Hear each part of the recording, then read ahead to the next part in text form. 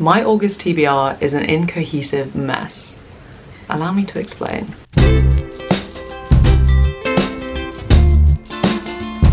Hello, welcome to my channel. My name is Chloe. This is Recovering Book Snob. Two things. Number one is it's a wonderfully rainy day right now.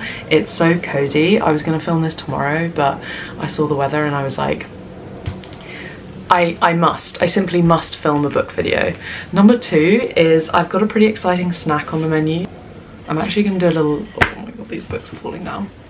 I'm gonna do a little snack on camera, a little bite.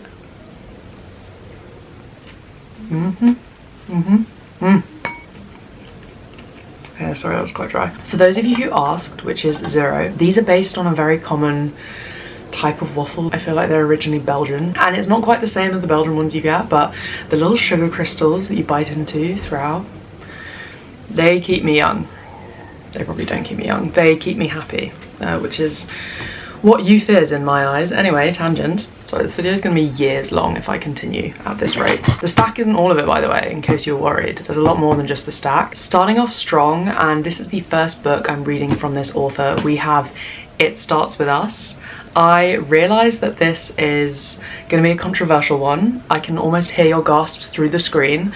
It's not very like the books I usually read. I don't read that much romance, and I've not heard amazing things about specifically this book, and Coleen Hoover in general divides the internet like crazy. I'm reading it because I'm doing a video about like moving out of your comfort zone, so a few of these books are intentionally outside my comfort zone. I am excited to see what happens. I think at the very least people do talk about how these books are really easy to read, like you really churn through them, so I like to think it's not going to put me in a reading slump, even if it's not my favourite ever. And if we just look at the font size, which I think is the biggest indicator, look how big that is. Nice big font, nice thick pages. Anyway, boy meets girl. Boy seems kind of dodgy. I get the impression it's a really toxic relationship, which we'll see. Some of the quotes that I read from the synopsis were kind of hilarious, and I read these quotes and I was just like, okay. Again, reserving judgment till I've read it. The opening line on Goodreads is, "Sometimes it's the one who loves you who hurts you the most," which already I'm not a huge fan of as a premise. The guy that she fancies is a gorgeous neurosurgeon named Ryle Kincaid. I feel like he's just gonna rile me up, you know? Sorry, I was like cringing as I was saying that. Ryle is assertive, stubborn, maybe even a little arrogant, and he has an aversion to relationships. Okay, I think I need to stop reading any more about this book before I upset myself and decide not to read it. So I borrowed this book, and while I was borrowing it, she was like, well, I have the second one as well if you want to read that. So anyway, this is also on my TBR, but only and only if I tear through the first one and just kind of rip the band-aid off, because I don't know, I'm getting FOMO for not having read Coleen Hoover, not gonna lie. Next up we have, again part of my comfort zone series, we have Normal People by Sally Rooney. I have watched the TV show, and I believe the TV show does actually follow the book pretty closely. Normal People, for those of you who don't know, it is, I guess, a romance.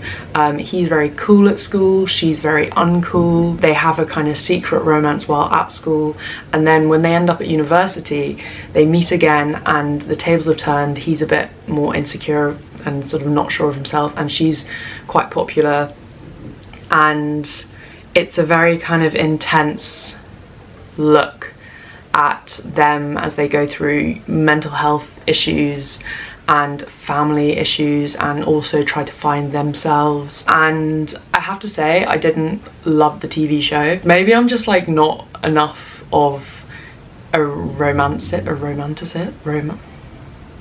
maybe I'm not enough of a romantic, and maybe these books are going to force me to become a romantic, but I really struggle with they are inexplicably drawn together and just so in love type books, you know? Anyway, I have actually read one other Sally Rooney book, and that is Beautiful World, Where Are You? And I actually really enjoyed the way she wrote "There Are No Quotation Marks," which sounds like total chaos when you hear it. It makes you feel like how on earth am I meant to distinguish between dialogue and the rest of the text? But it's actually not it's not as hard as it sounds. You definitely get used to it. And I quite enjoyed it because her books are very kind of, you're really in people's heads, and each interaction is very detailed, the scenes are very detailed, all these tiny little bits are noticed. And I think not having quotation marks was really good because it kind of meant that like the dialogue didn't stand out, it was just as important as every other word in the book, and I really like that effect. So I'm hoping that I like the book a lot more than I like the show. Next up we have The Love Hypothesis. Again, there's a theme. Sorry, this list, the first part is all the romance books. After we're gonna see what I mean by my August TBR is really chaotic. So the cover of this book I find immensely off-putting. Absolutely it's because I'm a snob, absolutely, but I just, as someone who did science at university, I also did a master's actually, in case you didn't know. Okay, sorry, that was meant to be like, ooh, self-aware flex, but it's just turned out to be a flex. I initially thought I really wouldn't like the look of this book. I think it's basically like she's anti-love, but then there's some kind of bet with her friend. She's a scientist.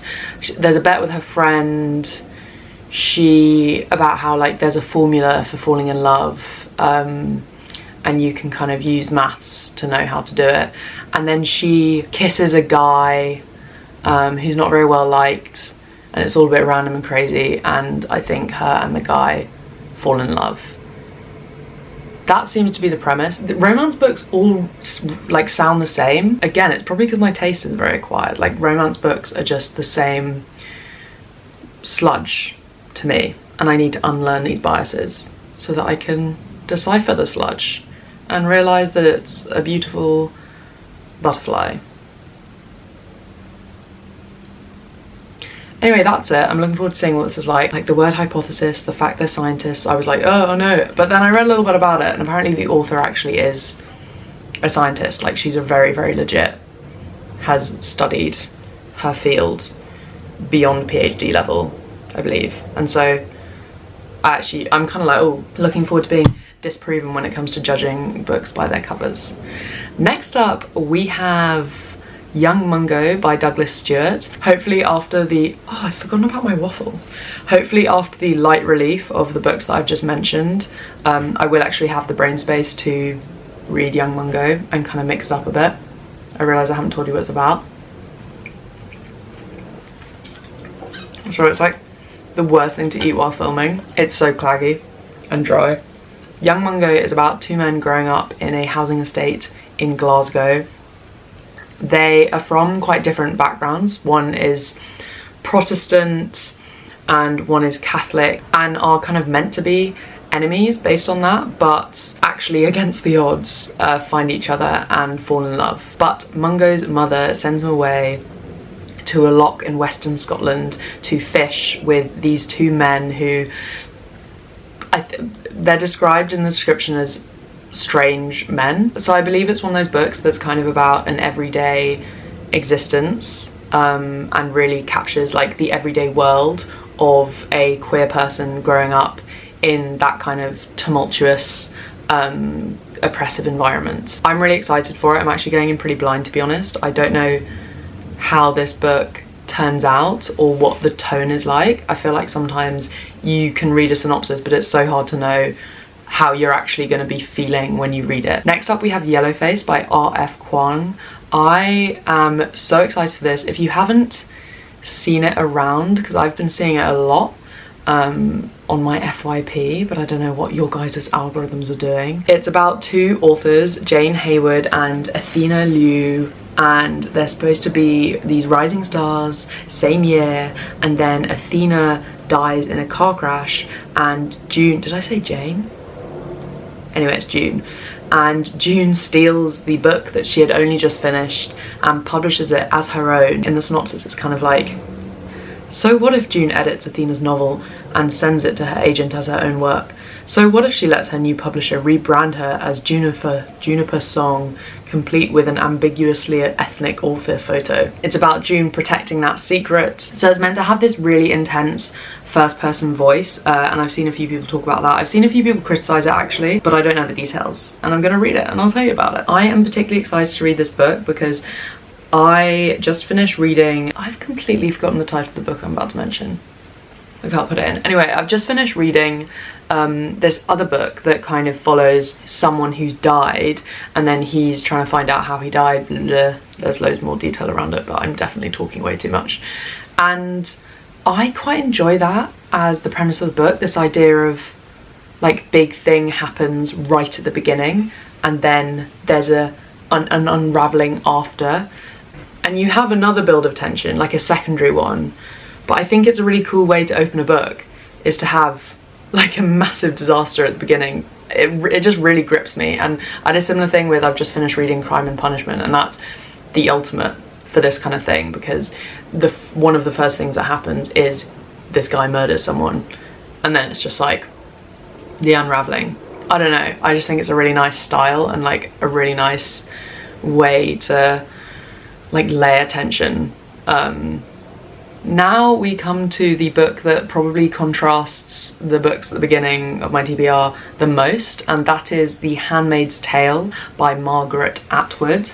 I am sure most of you have heard of this book. I'm reading it for my Big Scary Book Club, which is my roughly monthly kind of vlog discursive little video that I do, where I read a book that is really, like, I perceive as really challenging. So a lot of the time they're classics, sometimes they're just really long scary books. Crime and Punishment was the recent one I did, and all the topics are just really hard. So I also read A Little Life as part of the Big Scary Book Club because they're big and scary, big scary books. Another reason why The Handmaid's Tale is scary to me is I've watched part of the series. I'd never finished it because I just found it too gruesome and too graphic. It's meant to be a kind of science fiction dystopian tale of a society where there's really, really low fertility rates, and so all the fertile women who are left are kind of rounded up and forced to be handmaids who then serve the really wealthy people, and they are forced to carry their children and kind of then give the children away.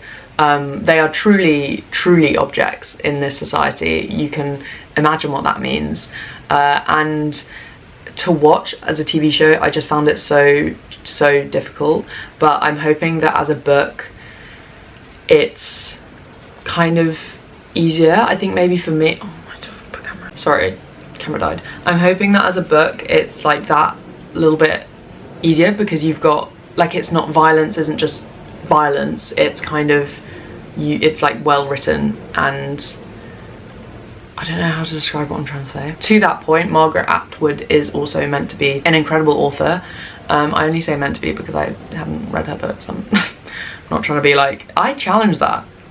She's meant to be that. I think she's terrible, and a lot of her quotes are being forced down my throat on social media. She has said some pretty cool things that have really seen into my soul and torn me to shreds. So I look forward to more of that. Bonus book that, let's be honest, massive stretch goal. I probably will not be reaching this, but keep your fingers crossed for me. Carrie Soto is back. I managed to pick this up in Tesco on Club Card. So if you guys have a Club Card and a Tesco nearby, keep an eye out for this. I really liked Jenkins' Reid. I have read Malibu Rising. I have read The Seven Husbands of Evelyn Hugo. What's really cool about her books, other than them just being really well written, really gripping, they're the kind of books you really can just read in a sitting, but they're also well written. It's not just because loads of drama happens, it's because they're just like delicious and digestible. And her books also exist in the same universe. So Carrie Soto is a character in Malibu Rising, and is she in The Seven Husbands? Like Nick River, I think, marries her at some point, and Nick River also marries Evelyn Hugo from Evelyn Hugo, and he's also the dad of the kids in Malibu Rising.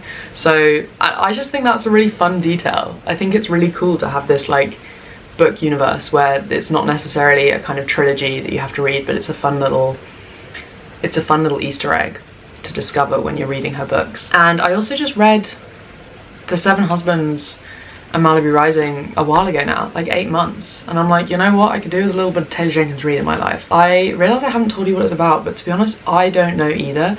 I believe it's about Carrie Soto, who's a tennis player who has just retired, and she's very iconic, won loads of Grand Slams, but someone is now threatening to take her title of like most Grand Slams won, and so she returns to defend her title, which seems like a really simple premise, but it almost makes me more excited because I just know that Taylor Jenkins Reid's gonna do a great job with this, you know?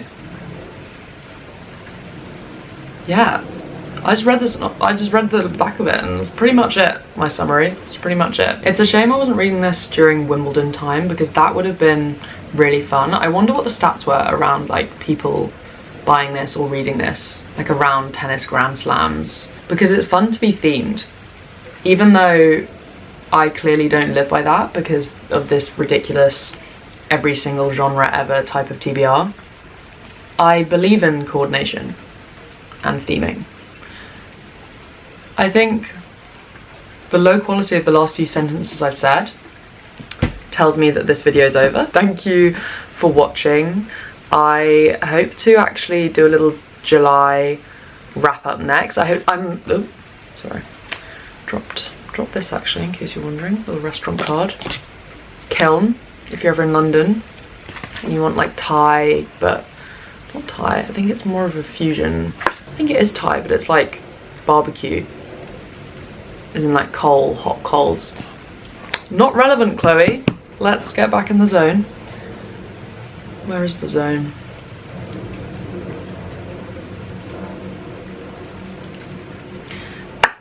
As I was saying, I want to get better at doing TBRs and doing wrap-ups because that's what I really enjoy watching, and I also just want to structure my reading a bit better. I'm rambling again.